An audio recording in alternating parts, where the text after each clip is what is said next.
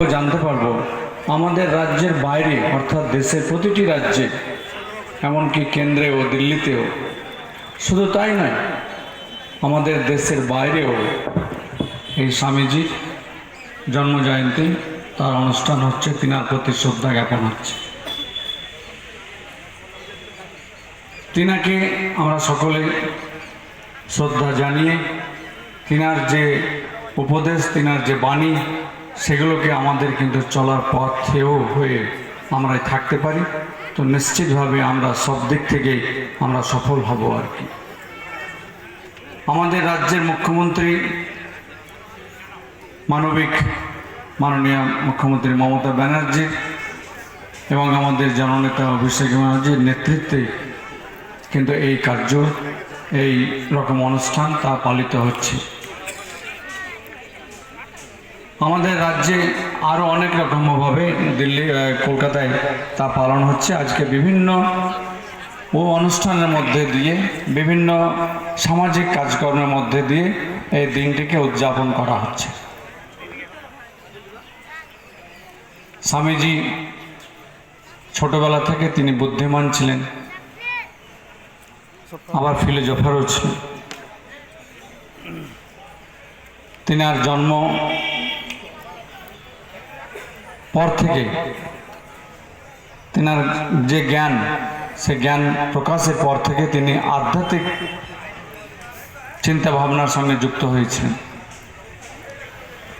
এবং তিনি খুব কম বয়সের মধ্যে আমাদের ছেড়ে তিনি এই লোক থেকে পরলোক গমন করেছিলেন। তিনি শ্রী রামকৃষ্ণ পরমহংসদেবের দীক্ষায় তিনি শিষ্য হয়ে তিনার কাছে থাকতেন, তিনার কাছ থেকে জ্ঞান নিয়ে তিনি আগামী দিনে পথ চলতেন আর কি। তো তিনি যেভাবে মানুষের প্রতি ভালোবাসা, মানুষকে ঐক্য থাকার যে মেসেজ, যে বার্তা দিয়েছেন, তা আজকে সারা বাংলা শুধু নয়, সারা দেশ জুড়ে তা হচ্ছে। তিনার প্রতিটি দীক্ষার মধ্যে, শিক্ষার মধ্যে, পরামর্শের মধ্যে কিন্তু প্রেম ভালোবাসার কথা রয়েছে। যে কথাটি আমাদের সেকেন্দার যে যুব সভাপতি বলছিলেন যে জীবে প্রেম করে যেই জন্য সেই জন্য সেবিছে ঈশ্বর। কাজে ভালোবাসার মধ্যে দিয়ে কিন্তু সব কিছু পাওয়া যায়। তিনি জাতি, ধর্ম, বর্ণ নির্বিশেষে, কে ছোট কে বড়, কে কি কাজের মধ্যে যুক্ত আছে তিনি রাখেননি। তিনি মানুষকে সেই সম্মানের জায়গায় রেখেছেন এবং মানুষকে ঐক্যবদ্ধ থাকার জায়গায় রেখেছেন। তিনি বিশ্ব যে ধর্ম সভায় তিনি উপস্থিত হয়েছিলেন শিকাগো, তেনার সম্বন্ধ ছিল প্রিয় ভাই বোন নিয়ে। এতে আমেরিকানরা এতটাই খুশি হয়েছিলেন যে, এবং তিনার বক্তব্য এতটাই খুশি আপ্লুত হয়েছিলেন যে তিনাকে খুব ছোট্ট করে একটা অল্প সময় যে দেওয়া হয়েছিল, কিন্তু তা হয়নি। অনেক সময় তারপরে বলে গেছেন, কিন্তু তারা একদম বলতে পারা যায় যে তিনার যে কথাগুলো, তিনার যে বাণীগুলো, সেই উপস্থিত ব্যক্তিরা মনোযোগ সহকারে শুনছিলেন, কিন্তু সময়ের কথা তিনারা ভুলে গেছিলেন। এতটাই ভালো লেগেছিল।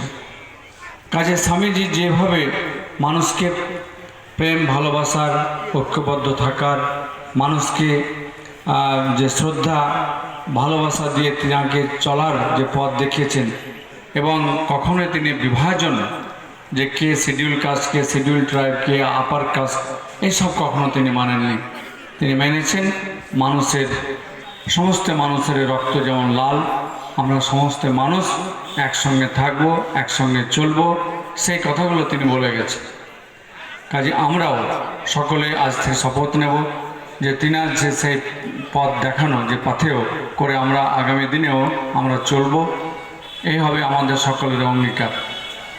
যাই হোক, আমাকে আরেকটা জায়গায় যাওয়ার রয়েছে আর কি। আমি আমাদের মন্ত্রী সাহেবকে আমি ধন্যবাদ জানাচ্ছি যে তিনি এত সুন্দর একটা প্রোগ্রাম করেছেন। আমি ইতিপূর্বে আরও একটা প্রোগ্রামে এসেছিলাম, সেটাও খুব সুন্দর হয়েছিল।